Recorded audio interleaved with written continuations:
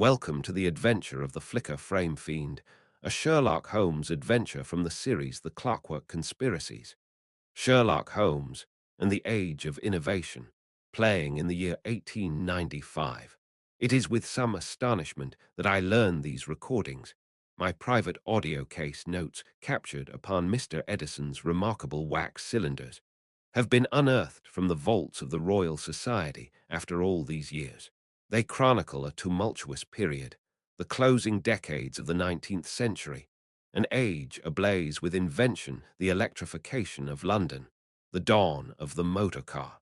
Yet beneath the gleaming surface of progress, darker currents stirred. These accounts, which I have titled The Clockwork Conspiracies, Sherlock Holmes and the Age of Innovation, detail my friend Holmes's unique confrontations with the marvels, and indeed the menaces born of this era of unprecedented scientific advancement, where human ingenuity often clashed violently with timeless human failings. Allow me, then, to begin this series by recounting one of the most peculiar and unsettling investigations we undertook during that time. I shall commence with the singular affair I recorded as the adventure of the Flicker Frame Fiend. Chapter. The autumn of '95 had settled upon London with a particular chill. Fogs clung stubbornly to the cobbled streets outside our Baker Street lodgings, muffling the sounds of passing carriages. Inside, our sitting room offered warmth, the fire crackling merrily, casting shadows on Holmes's indexes and chemical apparatus.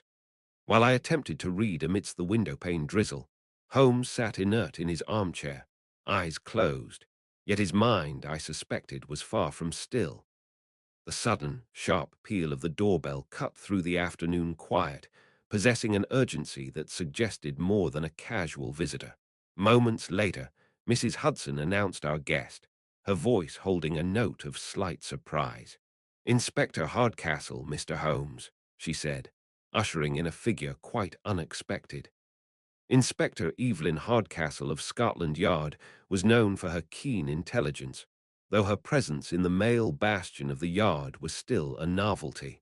She entered briskly, shedding droplets of rain from her coat, her expression composed but serious. "Mr. Holmes, forgive the intrusion. I trust I find you unoccupied." Her voice was clear and steady, betraying no hint of uncertainty, answered Inspector Evelyn Hardcastle. "Quite the contrary, Inspector," Holmes replied, his eyes snapping open, instantly alert. He gestured towards the chair opposite him. "I am perpetually unoccupied when there is no work to be done. Pray be seated. Watson and I are entirely at your service," deduced Sherlock Holmes. The inspector took the offered seat with a slight rustle of her damp coat, placing a small leather portfolio upon her lap. The scent of wet wool and the city streets momentarily filled the air. "I confess, Mr. Holmes, I come to you with a matter of the most baffling and distressing nature. It concerns a series of sudden deaths, 3 in the past week alone, occurring in the Soho district," said Inspector Evelyn Hardcastle. "Deaths," I interjected. "Has poison been suspected?" Dr. John Watson said. "That was our initial assumption, Doctor," she confirmed, her gaze steady. "However, exhaustive post-mortem examinations have revealed absolutely no trace of any known poison or physical injury. The victims simply collapse. Hours after the fact, mind you, healthy individuals struck down without apparent cause," Inspector Evelyn Hardcastle replied. Holmes leaned forward, his usual languor replaced by a sudden, intense curiosity. The firelight glinted in his keen eyes as he murmured his response. "Fascinating. And what common factor links these unfortunate individuals, Inspector?" Sherlock Holmes noted. "That is the crux of it, Mr. Holmes. The only discernible link is that each victim, on the day they were taken ill, visited Flitwick's kinetoscope parlour on Old Compton Street. Furthermore," she paused, her voice lowering slightly, "each is confirmed to have viewed one specific film." Inspector Evelyn Hardcastle said, "A kinetoscope film." His voice held a note of sharp interest. "This nascent form of moving picture. You suggest the viewing itself is the cause." Sherlock Holmes observed sharply. It seems preposterous, I know, she admitted, a flicker of frustration crossing her features. The physicians scoff, my superiors are skeptical, yet the correlation is undeniable. The film depicts a simple scene, a day on Fleet Street, I believe it is titled. But hours after viewing it, these patrons suffer a fatal seizure or collapse. Inspector Evelyn Hardcastle replied. Holmes steepled his fingers, his gaze fixed on the ceiling. The rhythmic ticking of the mantel clock seemed to underscore the strangeness of the inspector's account. Preposterous, perhaps, Inspector, but not impossible. Every new technology invites new methods of malfeasance. The question is not asterisk if such a device could be weaponized, but how? Tell me, is the effect consistent? Does everyone who views this particular film succumb? Sherlock Holmes observed sharply. No, and that adds to the mystery. Many view it daily without ill effect. It seems selective, or perhaps requires a particular susceptibility, answered Inspector Evelyn Hardcastle, or a particular modification to the viewing apparatus or the film strip itself, intermittently applied, Holmes mused, his mind clearly racing ahead. The intersection of optics, mechanics, and human physiology. Watson, this presents features of extraordinary interest, Sherlock Holmes observed sharply.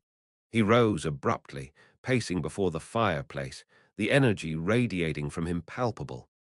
Inspector, your instincts serve you well. Dismiss the scoffers. This case warrants immediate attention. We must visit this parlor, examine the machine, and view this fatal flicker for ourselves. Watson, prepare yourself. Our destination is Soho. Sherlock Holmes noted. The game, as Holmes would say, was afoot, and its arena was to be found within the flickering confines of a modern marvel, the kinetoscope parlor. Following Inspector Hardcastle's startling revelations, Holmes had remained largely silent during our handsome ride to Soho, his keen eyes scanning the bustling streets, his mind clearly already grappling with the peculiar problem laid before us. The general cacophony of London, the rattle of wheels on cobbles, the cries of street vendors seemed merely a backdrop to his intense concentration. We alighted before a brightly painted facade, its gaslights hissing softly, proclaiming itself Flitwick's fantastical kinetoscope parlor. Inside, the air was thick with the scent of popcorn, cheap perfume, and damp wool coats. A low mechanical whirring emanated from a row of imposing wooden cabinets, the kinetoscopes, punctuated by the occasional sharp click asterisk of their mechanisms. Patrons shuffled between them, peering intently into the eyepieces. The proprietor, a stout man with thinning hair and agitated eyes, rushed towards us, wringing his hands. Mr. Holmes, Inspector Hardcastle telegraphed you were coming. A terrible business, sir, simply terrible. Ruination, that's what it is. My patrons, dropping like flies. It defies belief, remarked Mr. Barnaby Flitwick. His voice was calm, cutting through the man's near panic. Indeed, Mr. Flitwick, compose yourself and show us the machine in question. And the film, the one depicting the London street scene, replied Sherlock Holmes. Flitwick led us past several occupied machines to one standing slightly apart. Its polished wood gleamed under the gaslight, yet it seemed somehow forlorn. He fumbled with a key, his hand trembling slightly as he unlocked a side panel with a distinct asterisk scrape and click, revealing the mechanism within, a complex arrangement of spools and lenses. Here it is, Mr. Holmes, just as it was. I haven't dared touch it since the incidents. The film is still loaded. A Moment on Threadneedle Street, it's called. Popular, very popular, until now, responded Mr. Barnaby Flitwick. With a soft rustle of fabric, Holmes produced his pocket lens. The faint click of metal on wood punctuated his examination as he moved from the exposed film reel to the cabinet's edges. His fingers traced the grain, pausing at the workings before he leaned in, his breath audibly held, to inspect the rubber-edged eyepiece. He straightened up after a moment, his expression thoughtful. I noticed him subtly sniff the air near the viewing lens before turning back to the proprietor. This mechanism, he stated, his tone analytical, while ingenious, seems relatively accessible. How often are the films changed? Who has access to this area? Deduced Sherlock Holmes. His voice grew defensive. I oversee the changes myself, usually, or my assistant, young Perkins. We change them daily, sometimes more if a reel is particularly popular. It gets busy, sir, very busy, people coming and going, replied Mr. Barnaby Flitwick. Precisely. Busy enough for someone to approach unnoticed. Perhaps make a small adjustment, or even swap a reel if they possessed the requisite knowledge and nerve, observed Sherlock Holmes. Flitwick paled slightly. I suppose it's possible, sir. But who would do such a thing? And why? Mr. Barnaby Flitwick answered. Holmes did not answer directly, instead bending once more towards the eyepiece. He gestured for me to observe. Notice, Watson, the faint metallic tang lingering about this viewer, stated Sherlock Holmes. Holmes paused, his nostrils flaring slightly, quite distinct from the oil used in the mechanism or the scent of the rubber buffer. Faint yet unmistakable, observed Sherlock Holmes. He leaned in closer, his voice lowering. It suggests the introduction of something foreign, perhaps a residue from specialized tools, or even a chemical agent applied directly to the lens or film path. Something that might correlate with other traces left by our culprit, Sherlock Holmes noted. I leaned in as instructed, though my own senses detected little beyond the general odors of the parlor. Holmes's ability to isolate such subtle clues never ceased to amaze me. A metallic tang, I echoed. What do you suppose that signifies, Holmes? Responded Dr. John Watson. He waved a hand dismissively. Speculation for now. But it is a data point, Watson, and in the absence of poison or overt violence, we must collect every anomaly. The ease of access combined with this subtle physical trace, it points towards deliberate, skilled interference, not mere accident. His gaze swept the bustling room again. Someone has turned this harmless amusement into a weapon. The question, which Inspector Hardcastle may perhaps help us answer next, is who possesses both the motive and the technical skill for such an audacious act. Sherlock Holmes responded. He clapped his hands together briskly, the sound sharp above the parlor's hum. The interview and examination had yielded subtle clues. The faint metallic scent near the viewer, the concerning ease of access to the machine. These threads were forming a pattern, though its full design remained obscure. Our next step, it seemed, lay back with Scotland Yard. The following afternoon, we stepped into Scotland Yard's somber corridors. Ink and damp wool scented the air, while boots echoed on stone floors. A distant cell door clanged shut. We were ushered into a small, sparsely furnished office where Inspector Evelyn Hardcastle awaited us, standing beside a window that offered a grey view of rain-slicked rooftops. She turned as we entered, her expression serious, her manner devoid of preamble. The papers spread across her desk seemed to underscore the gravity of her summons. Mr. Holmes, Dr. Watson, thank you for coming so promptly. I believe I have intelligence that may bear directly upon your kinetoscope investigation, replied Inspector Evelyn Hardcastle. Indeed, Inspector, pray continue, Sherlock Holmes responded. Hardcastle gestured towards the files on her desk, her voice clear and steady as she outlined the situation. Over the past month, there has been a series of highly specific thefts across London. Not jewels or cash, but specialized components, high-refraction lenses, precision-ground prisms, certain types of galvanic wiring, and unusually potent electromagnets. Individually puzzling, collectively suggestive of a complex technical project, said Inspector Evelyn Hardcastle. Holmes leaned forward slightly, his eyes narrowing with keen interest. And have you identified the perpetrators? Sherlock Holmes responded. Our informants whisper one name, the Clockwork Gang, remarked Inspector Evelyn Hardcastle. The name hung in the air for a moment, heavy with implication. The Clockwork Gang were notorious not for brute force, but for their mechanical ingenuity and audacious crimes involving intricate devices. The Clockwork Gang. But what use would they have for optical parts? Wondered Dr. John Watson. Holmes straightened up, a spark of understanding igniting in his gaze. He began to pace the small office, his footsteps echoing softly on the wooden floorboards, a counterpoint to the drumming rain outside. Ah, Watson, that is the crux of it. Consider the elements. The deaths at the kinetoscope parlor, the peculiar film viewed by each victim, stated Sherlock Holmes. He paused mid-stride, tapping a finger against his temple.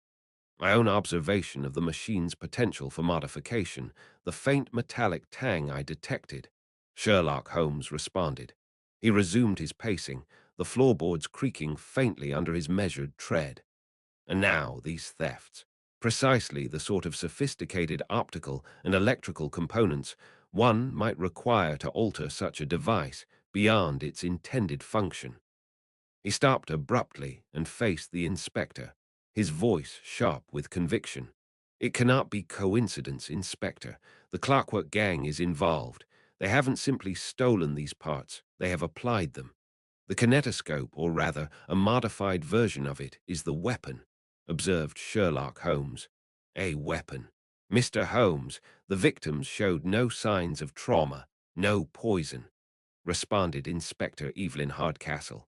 Precisely, a weapon that attacks not the body but the mind itself. The Clockwork Gang are artisans of menace, technologists of crime. These thefts, to build their weapon. The deaths, not random but calculated tests.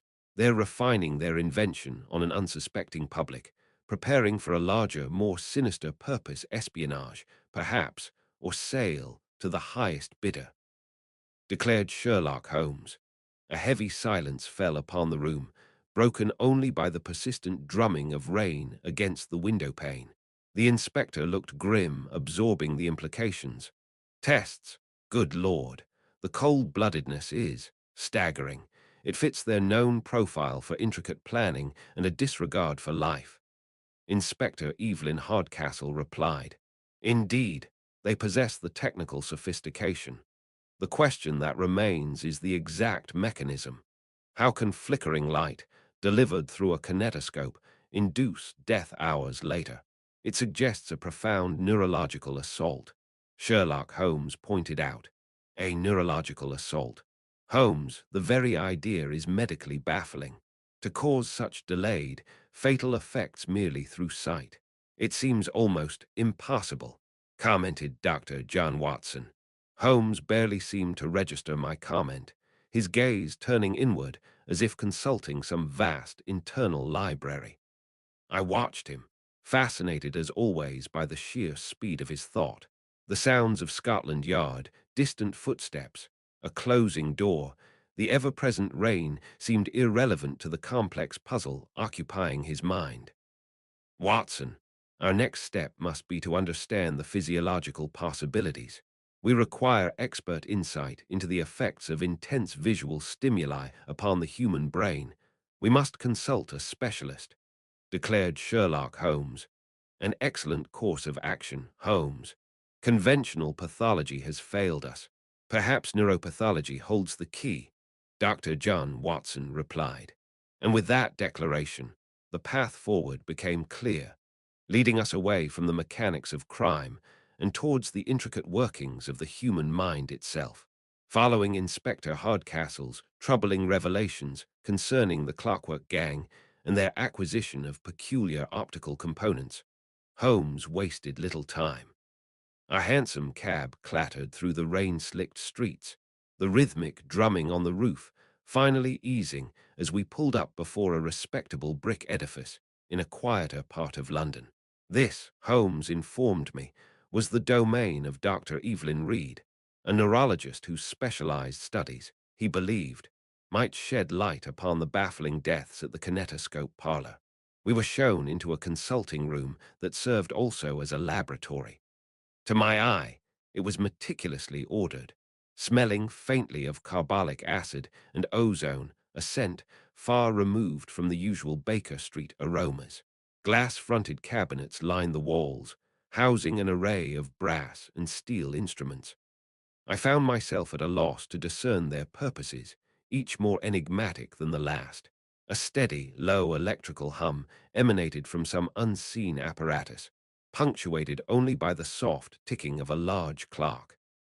Dr. Reed, a woman whose keen intelligence shone through remarkably steady eyes, greeted us with professional courtesy. His tone was direct, foregoing pleasantries. Dr. Reed, your work on the physiological effects of intense visual stimuli has come to my attention. I am investigating a series of fatalities connected to a kinetoscope exhibition, and I suspect a mechanism far more subtle than conventional poison, remarked Sherlock Holmes. Dr. Reed gestured for us to be seated, her expression attentive. In the relative quiet of the room, the rhythmic ticking of the large pendulum clock on the mantelpiece seemed to underscore the gravity of Holmes's words. Her voice was calm and measured. Indeed, Mr. Holmes, the newspapers spoke only of sudden collapses attributed to weak constitutions. Pray tell, what leads you to suspect otherwise? Replied Dr. Evelyn Reed. My own observations, Doctor. I examined the specific kinetoscope machine involved. Its flicker speed, while seemingly normal, showed slight, almost imperceptible variations upon close timing.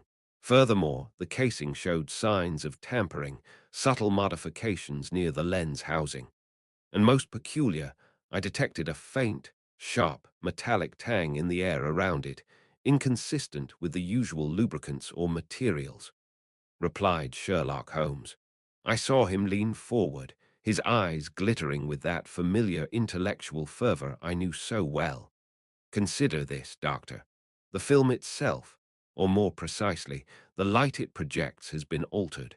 Imagine rapidly changing patterns of light created by specialized components. This would explain the metallic trace.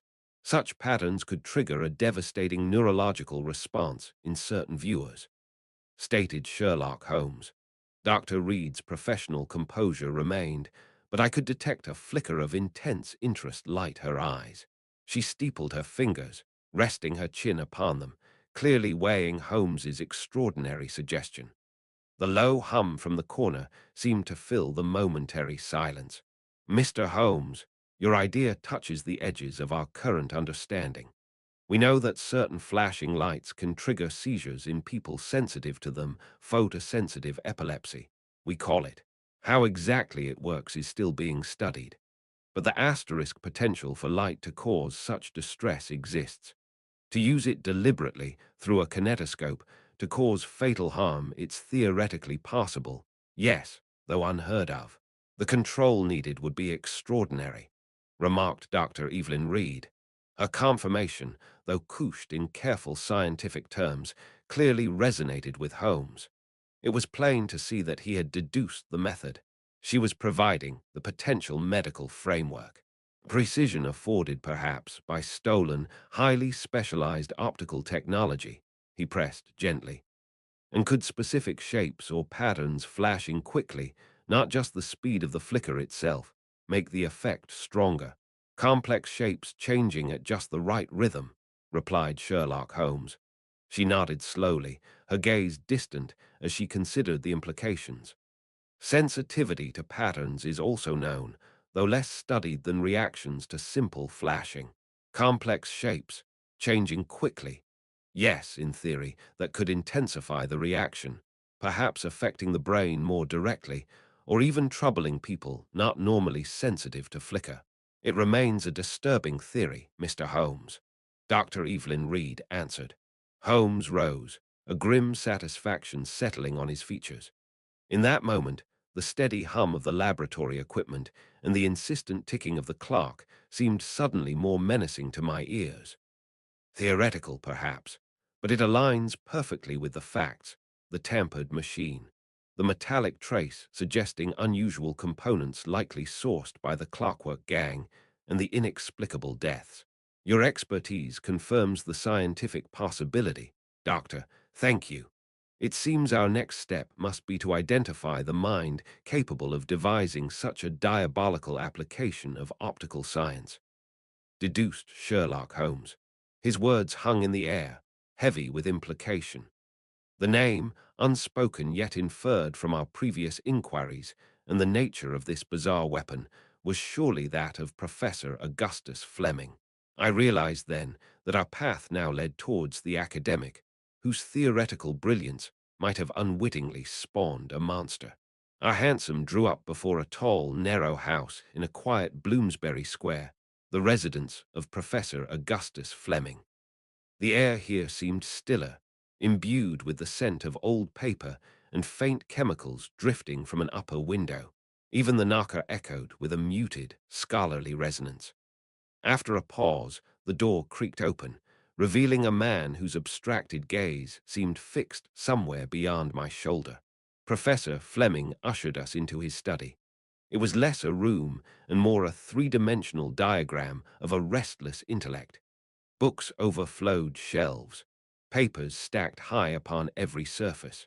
Peculiar brass and glass contraptions gleamed under the gaslight, connected by a web of wires. From one corner came a low, intermittent humming, a subtle mechanical pulse beneath the quiet. His voice was precise, almost detached, as if lecturing. "Mr. Holmes, Dr. Watson, please excuse the disorder. My work, it consumes the available space, you understand. You mentioned an interest in the physiological effects of light patterns," remarked Professor Augustus Flemming. Holmes surveyed the room, his eyes sharp and assessing. "Indeed, Professor. Specifically, the interaction of sequential visual stimuli, flicker rates, pattern geometry, and their potential neurological impact. Your published monographs on retinal persistence are foundational," declared Sherlock Holmes. A flicker of animation crossed Fleming's face at the mention of his work. He gestured towards a complex device involving rotating discs pierced with intricate slats and a focused light source. "Ah, yes." Fleming's voice rose with sudden enthusiasm. "The mathematics are quite elegant. Consider the frequency interplay when precisely calibrated patterns are presented in rapid succession. Theoretically, one could induce specific wave resonances within the visual cortex." He paused, his tone becoming more measured. "Purely theoretical, of course. The precision required is immense," said Professor Augustus Flemming. He spoke purely of the science, the abstract beauty of the equations, seemingly oblivious to any darker application. Yet a moment later, a shadow crossed his brow. "Though," he added, his tone becoming graver, "any powerful discovery carries responsibilities. One hopes such knowledge remains confined to theoretical exploration, safe from misuse. The potential for sensory overload, improperly handled, is not insignificant," Professor Augustus Flemming replied. "Good heavens, Professor," I interjected, startled by the implication. "You mean actual physical harm from patterns of light?" wondered Dr. John Watson.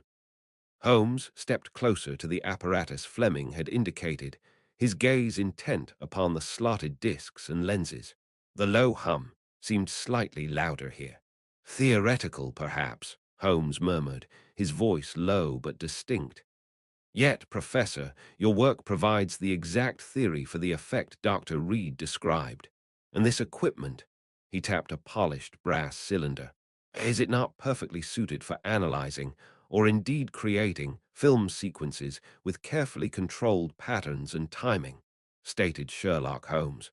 Flemming recoiled slightly, genuinely aghast at the suggestion. It was starkly clear the idea of weaponizing his research via a common kinetoscope had never breached the walls of his academic mind. "Create film sequences," he stammered, his eyes wide with disbelief. "Good heavens, Mr. Holmes, to apply such principles to mere parlour entertainments, or something far darker, it is utterly unthinkable. My work concerns the pure science, the very nature of perception," responded Professor Augustus Flemming. I saw in that moment the vulnerability Holmes had perceived. a brilliant mind so engrossed in the how that the why and by whom were dangerously neglected. This academic detachment, this focus on pure theory, was the very quality that might allow his discoveries to be exploited. Unthinkable to you, perhaps, Professor, Holmes replied evenly, but not, I suspect, to others. Tell me, the specific calibration needed to create a sequence designed for the strongest effect, how precisely must it be printed onto film? Replied Sherlock Holmes. Flemming, drawn back to the technical challenge, began explaining the extreme precision needed, the difficulty in keeping the pattern exact frame by frame. Holmes listened intently, absorbing every detail. As we took our leave, descending the steps into the Bloomsbury quiet, the low hum of the laboratory faded behind us. "Well, Watson," Holmes remarked, his expression thoughtful but resolved, "Professor Flemming has inadvertently confirmed our mechanism and shown us the tools required. Our next step is clear. We must return to the parlour and apply a more discerning eye to that fatal flicker frame." Sherlock Holmes responded. Our return journey from Professor Flemming's residence was undertaken in near silence. Holmes was lost in that profound concentration which invariably preceded a significant breakthrough. The fog had thinned somewhat, but the gas lamps still cast halos in the damp air as our hansom clattered through the less salubrious streets towards Soho. The memory of Fleming's laboratory, filled with intricate lenses and curious electrical apparatus, seemed to have imbued Holmes with a renewed sense of purpose. His focus was sharpened by the professor's abstract, yet potentially lethal, theories. Mr. Barnaby Flitwick met us at the entrance to his amusement parlour. His face was etched with anxiety in the flickering gaslight from the street. The usual daytime clamour was absent. Instead, a low mechanical hum seemed to vibrate through the floorboards from the dormant kinetoscopes. The air hung heavy with the faint, metallic scent I now associated with these peculiar machines. His voice was hushed, almost fearful. "Mr. Holmes, you've returned. Have you? Have you discovered anything? The police were here again, asking questions I cannot answer." "Business is ruined, sir, utterly ruined," said Mr. Barnaby Flitwick. "Patience, Mr. Flitwick," Holmes replied, his tone calm but commanding as he strode past the proprietor into the main viewing area. "Our investigation proceeds. I require access once more to the kinetoscope implicated in these unfortunate events, and specifically to the film reel known as A London Thoroughfare," observed Sherlock Holmes. Flitwick wrung his hands, but quickly moved to unlock the machine in question. Holmes, meanwhile, produced from his coat pocket not merely a lens, but a more complex device. It was a brass tube fitted with adjustable prisms and a powerful, multifaceted magnifying glass at one end. It bore a distinct resemblance to some of the optical instruments we had observed in Professor Flemming's possession. "Good heavens, Holmes," I murmured. "What is that contraption?" remarked Dr. John Watson. "An adaptation, Watson," he explained, positioning himself before the open kinetoscope. "Fleming's theories on frequencies and patterns, combined with Reed's neurological insights, suggest our culprit is exploiting the machine's flicker rate. Not one image, but a rapid sequence. This device will allow us to examine each frame, magnified, searching for hidden repetitions or anomalies," remarked Sherlock Holmes. Holmes meticulously fed the film through his device, eyes fixed to the eyepiece. Flitwick hovered nearby, nervously polishing brass. Only the soft click of advancing film and anxious breathing broke the silence. Time seemed to slow, punctuated by the muffled sounds of Soho's evening beyond the walls. Suddenly, Holmes stiffened. "Ah!" The exclamation was quiet, yet sharp with discovery. "Here, Watson, observe," Sherlock Holmes pointed out. He adjusted the instrument slightly and stepped aside. I peered through the eyepiece. He had isolated a short section of the film. Instead of the expected photographic images of pedestrians and carriages, there were perhaps half a dozen frames displaying stock, repeating geometric shapes, triangles, and interlocking squares in harsh black and white. Extraordinary. What can they mean? Remarked Dr. John Watson. They mean everything, Holmes stated, his eyes gleaming with intellectual fire. Imagine these patterns, Watson, flashing past the viewer's eye many times each second. They must be perfectly timed with the kinetoscope's shutter. This is not poison nor disease. It is a calculated attack on the senses, using Professor Flemming's ideas and Dr. Reed's medical knowledge. A weapon delivered through light and motion, deduced Sherlock Holmes. He straightened up, his gaze sweeping across the row of silent machines. The question now, he mused, his voice thoughtful, is logistical. This specific reel, the one with these lethal frames, must have been swapped with the normal one just before each victim watched. Then it must have been quickly removed to avoid discovery. Mr. Flitwick, how frequently are these reels changed? Who has unsupervised access to these machines? Sherlock Holmes noted. Flitwick looked startled. Changed? Only when they break, Mr. Holmes, or when we introduce a new subject. It's a fiddly process. Myself or my senior assistant. But unsupervised, very difficult. The machines are under constant observation when the parlour is open, responded Mr. Barnaby Flitwick. Holmes tapped his fingers rhythmically on the casing of the kinetoscope, his expression thoughtful. The problem of access was now the immediate hurdle. How could this deadly substitution occur repeatedly within the busy parlour? Someone, it seemed, possessed both the technical knowledge and the opportunity to operate unseen. Following his discovery within the film reel, Holmes focused on the practicalities. How could such a device be introduced, swapped, and maintained within a public parlour without attracting notice? His inquiry led us not to Baker Street, but to a bustling Cheapside cafe, thick with the aroma of roasted coffee, the clatter of cups, and a low murmur of conversation. Outside, drays rumbled over damp cobblestones. We awaited Mr. Thomas Blackwood, identified by the proprietor as a regular and knowledgeable patron.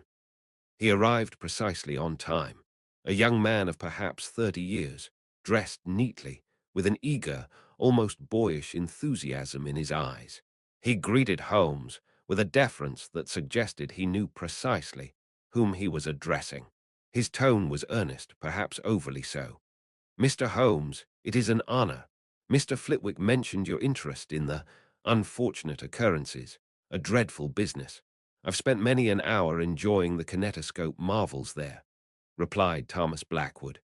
Indeed, Mr. Blackwood, Holmes replied, his voice deceptively mild as he gestured to a chair opposite. The cafe noises seemed to momentarily subside as he spoke. Your enthusiasm is well noted. Tell me, your interest extends beyond mere viewing, does it not? You possess some technical understanding of these mechanisms, stated Sherlock Holmes. Blackwood brightened, launching into a detailed explanation of the kinetoscope's workings, sprockets, shutter speeds, film wear. Holmes listened intently, nodding almost imperceptibly. Yet I sensed his true focus lay not on Blackwood's technical knowledge, but on his constant presence, his familiarity, his opportunity. So you see, the maintenance is quite crucial, Blackwood concluded, gesturing with his right hand to emphasize a point about the projector lamp. Thomas Blackwood said. It was then that Holmes's gaze sharpened, fixing not on Blackwood's animated face, but upon the cuff of his otherwise immaculate white shirt. As Blackwood lowered his hand to rest near his teacup, I too observed it, a faint, darkish smudge marring the fabric, irregular in shape, possessing a slightly greasy, almost iridescent metallic sheen under the gaslight. It seemed trivial, yet Holmes leaned forward, his eyes gleaming with sudden, intense concentration. A fascinating insight, Mr. Blackwood, Holmes said, his voice taking on a sharper edge. You handle these machines often, then? Beyond mere observation, replied Sherlock Holmes. Blackwood blinked, momentarily losing his composure. A slight flush rose on his cheeks. He stammered slightly. I have assisted Mr. Flitwick on occasion, minor adjustments. "He knows my interest," said Thomas Blackwood. "Adjustments requiring direct contact with the mechanism's interior, no doubt." Holmes pressed, his eyes still flicking towards the man's cuff. "Near the film transport, perhaps, where lubricants and metallic dust might accumulate," stated Sherlock Holmes. Blackwood shifted uncomfortably. The confident enthusiast had vanished, replaced by a man visibly unnerved. He instinctively pulled his cuff further into his sleeve. "Watson and I examined the primary machine only yesterday," Holmes continued, his voice low but carrying clearly above the cafe's hum. "We noted a similar residue near the access panel, a specific metallic and chemical signature, I might add, quite distinct, much like that unfortunate mark upon your linen," Sherlock Holmes pointed out. Blackwood paled significantly. He opened his mouth to speak, but no words came forth. In the sudden silence between us, the cafe's ambient sounds intensified, a distant hiss of steam, the clink of a spoon against china. "Your technical knowledge is genuine, Mr. Blackwood," Holmes stated, leaning back slightly, "but it serves merely as a convincing guise. Your true role, I deduce, is not enthusiast, but facilitator.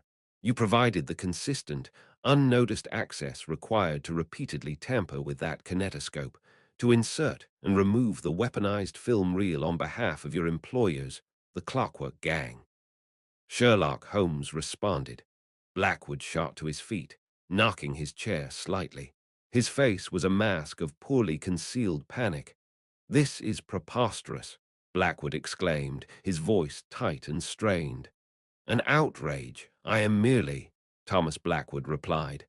"Merely the crucial link," Holmes interrupted calmly, though his eyes remained hard. "The operative who allowed science to be turned into a silent, flickering weapon. We shall speak again, Mr. Blackwood." He rose, placing some coins on the table with a distinct click. Sherlock Holmes pointed out. We left Blackwood standing there, aghast and trembling amidst the oblivious bustle of the cafe. As we stepped out onto the pavement, our footsteps echoing softly in the damp London air, the scent of wet pavement and coal smoke filling my nostrils, Holmes glanced back through the window. "One piece secured, Watson. The means of access is clear. Now we must understand the method behind the madness, the pattern of these attacks, the victims chosen. The gang is not merely killing randomly, they are testing, refining. We must discover their calibration before they perfect it," remarked Sherlock Holmes. His words hung in the air, heavy with the implication that the true, calculated horror of the flicker frame fiend was only just beginning to reveal itself. The game, as ever, was afoot, but the stakes felt chillingly modern, tied to the very march of progress itself. The revelation concerning Thomas Blackwood, linking him definitively to the tampering at the kinetoscope parlour, had lent a grim solidity to our investigation. Yet, the days that followed were steeped not in pursuit, but in a quiet, almost unnerving contemplation within 221B Baker Street. The air hung thick with the scent of newsprint and strong tobacco. Steady drumming of rain sounded against the window panes. From the street below came the distant clatter of cabs on the slick cobbles. Holmes sat hunched amidst a veritable sea of newspapers. The Times, the Chronicle, the Daily Graphic, even lurid penny dreadfuls screaming headlines about the flicker frame fiend. His long fingers traced lines of text, his brow furrowed. He paused occasionally, tapping ash from his pipe into a nearby tray, the sharp rustle of a turned page the only other sound, save for the insistent ticking of the clock upon the mantelpiece. "Consider these reports, Watson. Observe the victims," Sherlock Holmes responded. He gestured with his pipe stem towards a stack of carefully clipped articles detailing the unfortunate souls who had succumbed after visiting Flitwick's parlour. I picked one up, scanning the details. A clerk, a seamstress, a retired soldier, a young student. Their lives seemed utterly disparate. They appear tragically random, Holmes. Different ages, occupations, states of health described. There's no discernible link beyond their visit to the parlor. Dr. John Watson inquired. Precisely, deduced Sherlock Holmes. He snapped the word out, his eyes gleaming. The very randomness is the pattern. A clerk one day, a robust military man the next. Why, poison would be consistent. A physical attack would have clear targets. But this, Sherlock Holmes pointed out.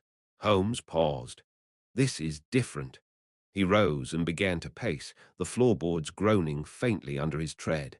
Outside, a newsboy's cry drifted up from the street, hawking the latest edition with morbid relish. Fiend strikes again. Read all about it. Look here. Sherlock Holmes pointed out. He stopped pacing and tapped a paragraph describing the public panic queues dwindling at kinetoscope parlours across London, anxious letters to the editors. Fear is spreading like contagion. But these deaths, Watson, are not mere acts of terror. They are methodical. They are experiments. Sherlock Holmes responded. Experiments. Using human lives, commented Dr. John Watson. My voice was barely a whisper, the thought appalling. Undoubtedly. Our adversaries, the Clockwork Gang, with Blackwood providing access, are not interested in simple murder. They possess Fleming's stolen research, a means to induce seizures, perhaps death, through visual stimuli, stated Sherlock Holmes. He paused, turning to face me directly, his expression grim. But how to refine such a weapon? How to gauge its efficacy across a diverse populace? Sherlock Holmes noted. His voice grew sharper, each word falling like a hammer blow in the quiet room. They test it. They insert their weaponized film reel, observe the results. A clerk collapses, note the time delay, the symptoms. A stronger individual resists, adjust the frequency, the intensity, the duration for the next trial. Sherlock Holmes pointed out. He gestured towards the clippings, his hand sweeping across the tragic accounts. These poor souls are unwitting subjects in a calibration process. The gang is perfecting their deadly innovation, gauging not only its physical potency, but its psychological impact, the terror it inspires. Sherlock Holmes pointed out. The implication was chilling. Each death was not an end in itself, but a data point, bringing the gang closer to a truly effective, targeted weapon. The steady tick-tock of the mantel clock seemed unnaturally loud. My God, Holmes, I murmured, the stack of news clippings suddenly feeling heavier in my hand. They are refining it for a specific purpose, or perhaps for sale. Dr. John Watson inquired. Precisely, Watson. The urgency is palpable, explained Sherlock Holmes. He clasped his hands behind his back, resuming his pacing for a moment before stopping again. They are likely nearing the end of their trials. Once calibrated, who knows what target they have in mind, or to whom they intend to offer this silent, invisible instrument of death. Our next task is clear. We must locate their workshop, the heart of this nefarious enterprise, before they deploy their perfected creation. He stared out of the window, his silhouette framed against the grey London afternoon. The distant city sounds seemed to underscore the silent, deadly threat he had just unveiled. The game, as ever, was afoot, but the stakes had never felt higher. The urgency Holmes had inferred from the patterns of death propelled us forward. His deductions, drawn from the cold calculus of victim susceptibility, pointed not to random malice, but to systematic refinement.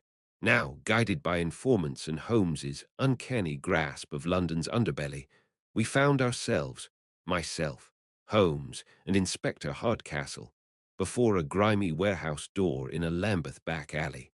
The air hung thick with the smell of coal smoke and something acrid, metallic.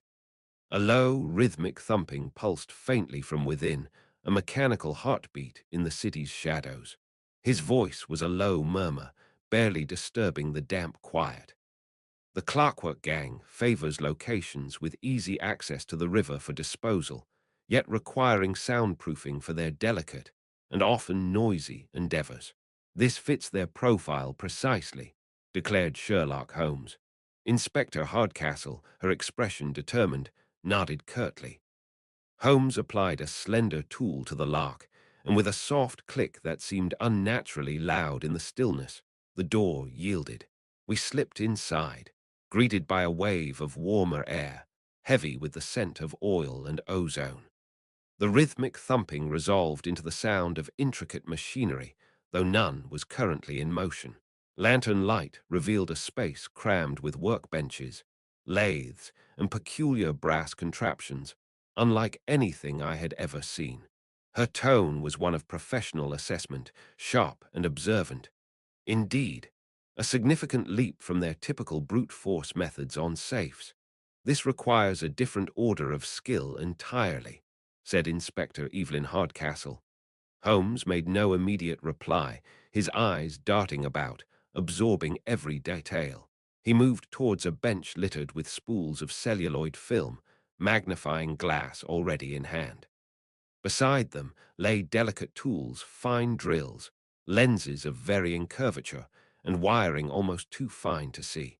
A faint humming emanated from a complex device nearby, wired to a battery.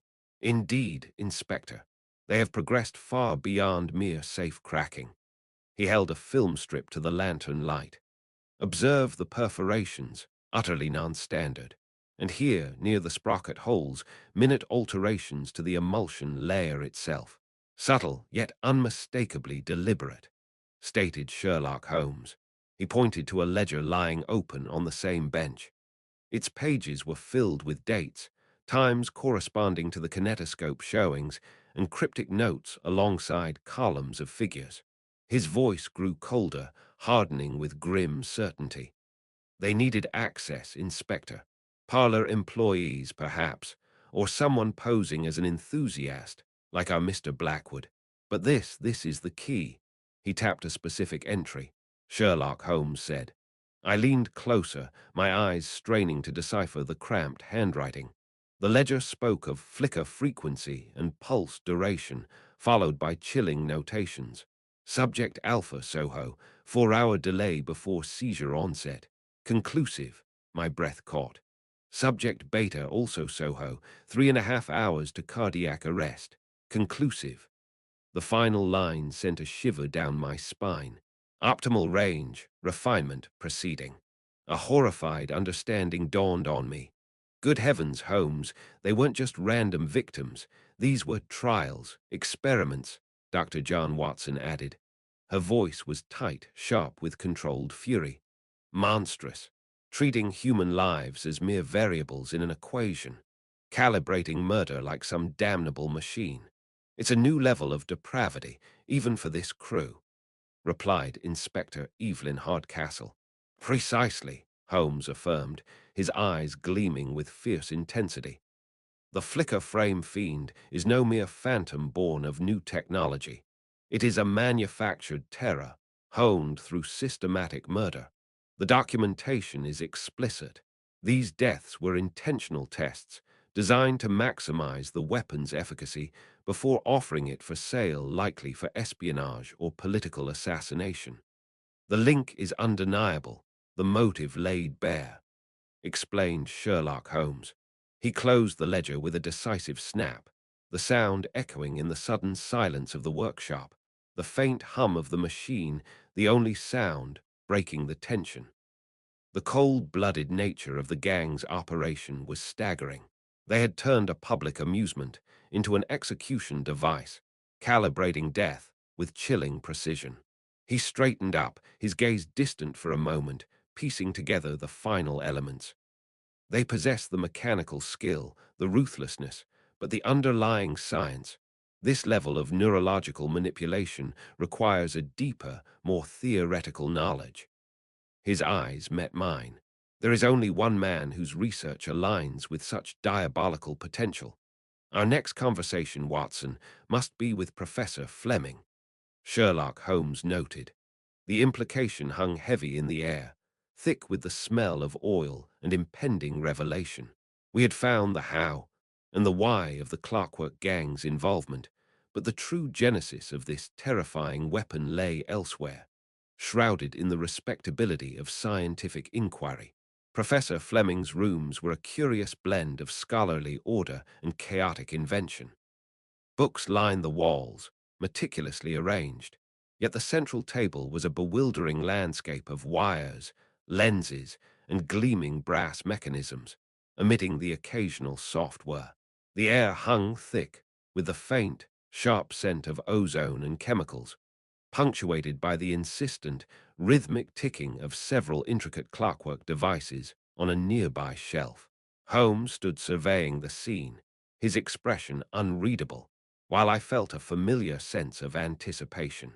His voice, when he finally spoke, was quiet, but carried an edge that cut through the mechanical pulse of the room.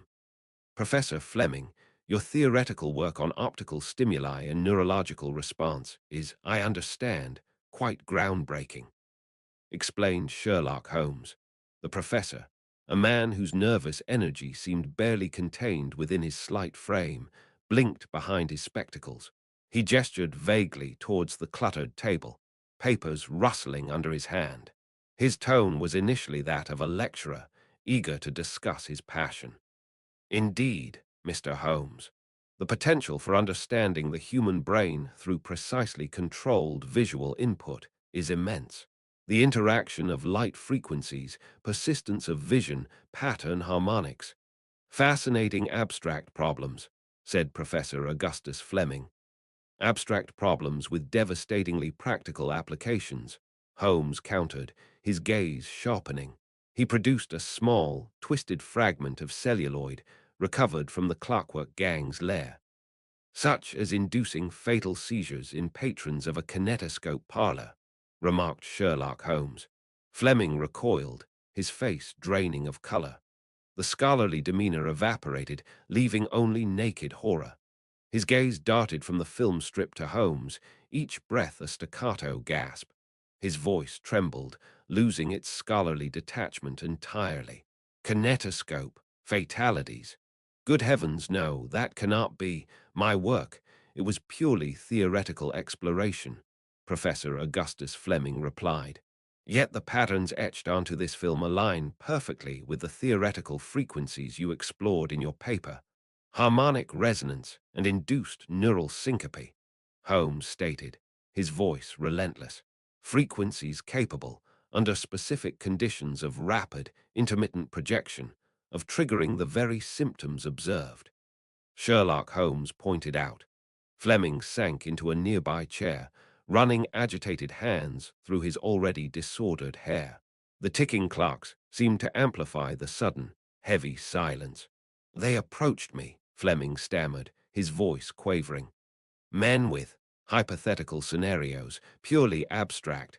They posed challenges. Maximum neural impact through flicker fusion, optimal patterns for retinal fatigue, all framed as thought experiments. They spoke of pushing theoretical boundaries, appealing to my scientific curiosity. Never once. Never did they mention machines, parlours, or death. They exploited my focus, my detachment from practical applications. Professor Augustus Flemming answered. He looked utterly wretched, a man confronting the monstrous perversion of his life's work. His words began tumbling out in a rush, explaining the specific sequences he had calculated, complex arrangements of geometric shapes and oscillating light intensities designed, in theory, to induce maximum visual cortex stimulation. It was intellectual vanity, perhaps, he confessed, his voice thick with self-recrimination. To solve the puzzle they presented, I never conceived of such barbarity, remarked Professor Augustus Flemming. He paused, swallowing hard, the rhythmic ticking of the clocks filling the brief silence. The precise alternation, the specific angular velocity of the patterns interacting with the shutter speed, I calculated it all. I gave them the key, unwittingly, responded Professor Augustus Flemming. The Clockwork Gang deals in precisely such perversions, Professor, Holmes said, his tone softening almost imperceptibly. They sought not knowledge but a weapon, and your research, weaponized via the kinetoscope, became their testing ground. These deaths were not accidents but calculated trials, Sherlock Holmes observed sharply. The confirmation of Holmes' deductions from the gang's workshop, that the deaths were systematic tests, hung in the air. Flemming seemed crushed by the weight of this revelation, the ethical nightmare of his contribution laid bare. "But surely, Professor," I interjected, moved by his obvious anguish, "you could not have known their true intent?" asked Dr. John Watson. He looked up, his eyes pleading. "I saw only the science, Doctor, the elegant mathematics of perception. Is a physicist responsible if his principles of leverage are used by a burglar?" I am a theorist, not a monster," remarked Professor Augustus Flemming. "Perhaps not," Holmes conceded coolly, "but the road to perdition is paved with convenient abstractions. Now, Professor, the exact parameters they sought, the final refinements they inquired about, we need those details. The gang intends to sell this knowledge, and we must intercept them before this flickering horror is unleashed further," Sherlock Holmes said. Galvanized by the urgent need to prevent further misuse, Flemming hastily retrieved diagrams and notes, explaining the final, most potent sequences the gang had subtly extracted from him. As Holmes absorbed the technical data, his eyes gleamed with a predatory light. The trap, I sensed, was about to be sprung. I recall the air inside Mr. Flitwick's Soho amusement parlor felt thick with anticipation, overlaid with the faint, greasy scent of machine oil and cheap perfume. Outside, the evening clamor of London, the rattle of hansoms, the cries of street vendors seemed a world away, a stark contrast to the muffled quiet within. Here, amidst the dormant mechanical wonders, only the low hum of the gaslights and the proprietor's nervous shuffling disturbed the silence. I watched Mr. Flitwick wring his hands, his gaze darting between Holmes, Inspector Hardcastle, and the shadowed doorway. "Are you quite certain they will come, Mr. Holmes? This waiting, it frays the nerves terribly," responded Mr. Barnaby Flitwick.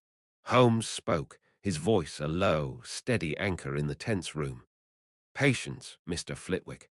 Our quarry is driven by a need to assess his handiwork. He will not be able to resist observing the effects of the replacement reel we allowed him to install," deduced Sherlock Holmes. I noted Inspector Hardcastle stood near the entrance, disguised in plain, dark attire, her posture alert. Several of her most trusted constables were positioned discreetly amongst the parlour's gaudy attractions and shadows.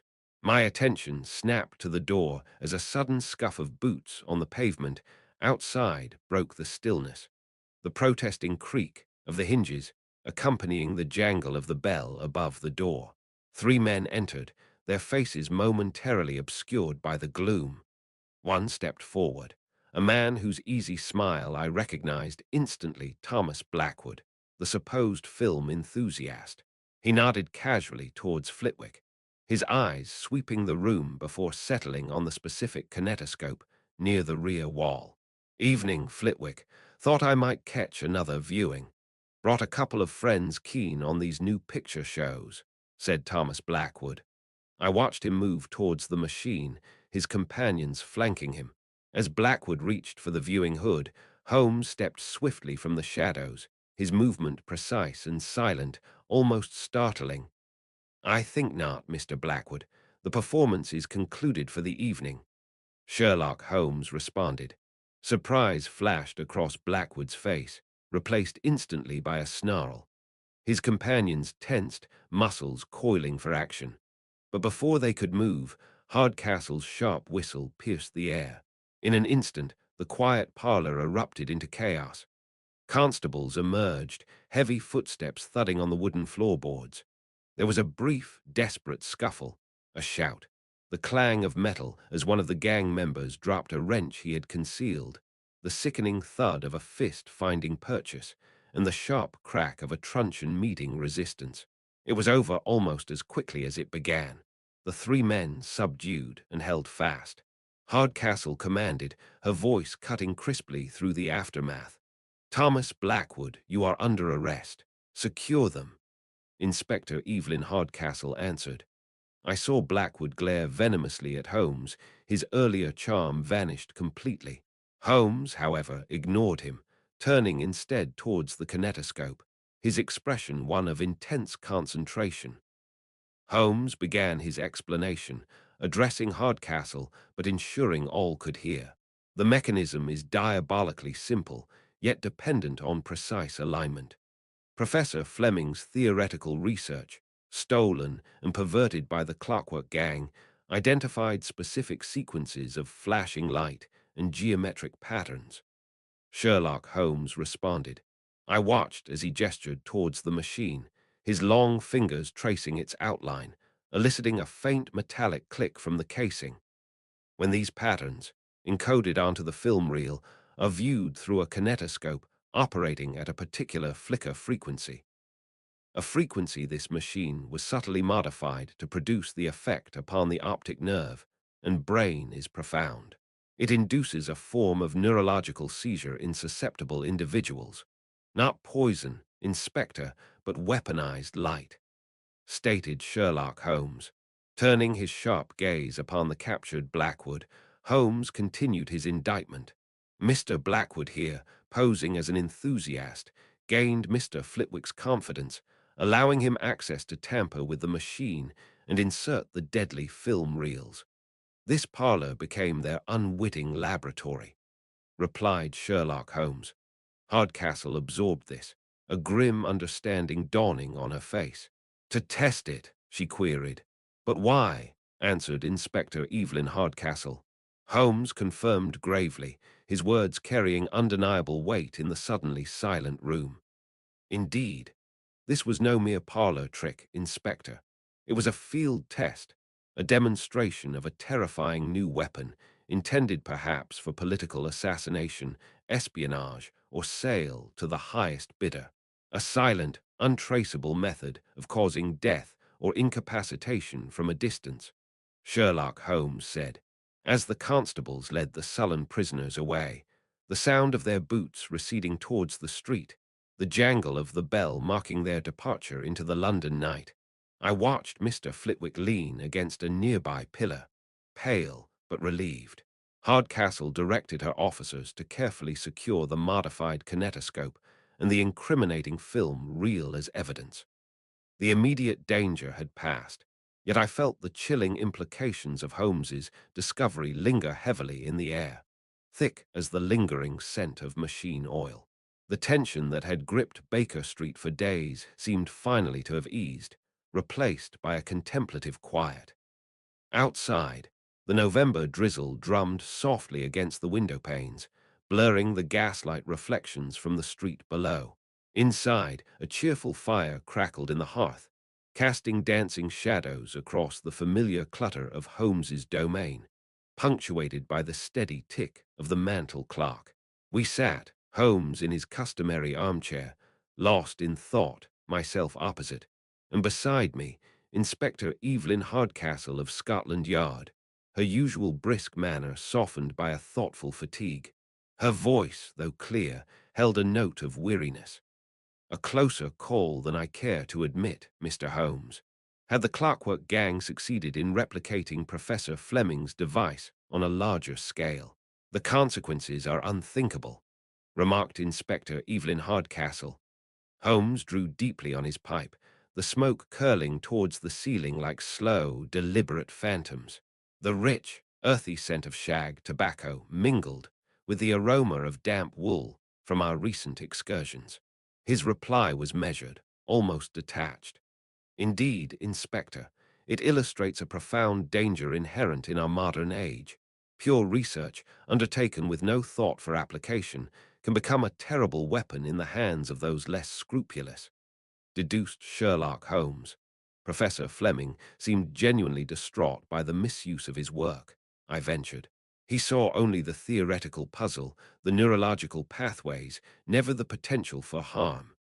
Dr. John Watson commented, precisely, Watson, and therein lies the ethical quandary. Does the pursuit of knowledge absolve the discoverer of responsibility for its application? Sherlock Holmes responded. He paused, swirling the smoke in his pipe bowl, his gaze distant for a moment, as if contemplating the vast chain of unforeseen consequences. Fleming's research, focused solely on the reaction to visual stimuli, inadvertently revealed a vulnerability, a limitation of human perception that Blackwood and his ilk were swift to exploit. Sherlock Holmes noted. He leaned forward, his eyes gleaming in the firelight, his voice gaining intensity. They required no complex poison, no intricate mechanism beyond the kinetoscope itself, merely a specific sequence of light and shadow tailored to the machine's flicker rate. Deduced Sherlock Holmes. The firelight caught the sharp planes of his face, highlighting the chilling simplicity of the scheme he described. An invention's own heartbeat turned against its audience. They turned an instrument of amusement into a tool of targeted assault by understanding and manipulating its inherent properties. The very novelty that drew the crowds became the vector for the attack, Sherlock Holmes pointed out. It presents a formidable challenge for law enforcement, Hardcastle stated, her tone regaining some of its professional edge. How do we anticipate crimes born from technologies we barely comprehend? Blackwood moved easily within that world, posing as an enthusiast, while we were still debating jurisdiction. Inspector Evelyn Hardcastle replied. I thought of the crowds queuing outside the parlour, eager for the thrill of moving pictures, the almost palpable weight of their unawareness, oblivious to the danger flickering within that darkened box. The imagined whir and click seemed suddenly sinister. The rapid pace of change, the relentless march of invention, it brought wonders, yes, but also shadows where new evils might breed. Society embraces these innovations with such haste, I mused aloud. The kinetoscope, the telephone, the horseless carriage, each reshapes our world, yet we seldom pause to ponder the unforeseen paths they might reveal, remarked Dr. John Watson. Change is inevitable, Watson, Holmes declared, rising and moving to the window. He stood looking out at the rain-slicked street, the gaslights casting long, wavering reflections. And with it comes adaptation, both benign and malignant. This case is merely a glimpse of the future. Imagine images transmitted through the ether, projected large as life, influencing minds not one by one in a cramped parlor, but by the thousands, the millions. Deduced Sherlock Holmes. His words lingered, weighted with portent. For a moment, only the soft crackle of the fire and the relentless patter of rain broke the silence. The future he conjured loomed before us, at once fantastical and unsettlingly plausible. He turned back, a curious blend of intellectual excitement and profound gravity in his expression. The lens reflects more than just light, gentlemen. It reflects our ingenuity, our ambition, and sometimes our capacity for darkness, declared Sherlock Holmes. A profound silence settled in the room, broken only by the soft sigh of the fire and the rhythmic drumming of rain against the glass. We have closed this case, but the questions it raises, they will linger long after the flicker frames have faded, declared Sherlock Holmes. And as the last embers pulsed with a dying red light in the hearth, I felt the truth of his words. The adventure of the flicker frame fiend was concluded. Yet the dawn of a new technological age promised mysteries and challenges far exceeding anything we had yet encountered.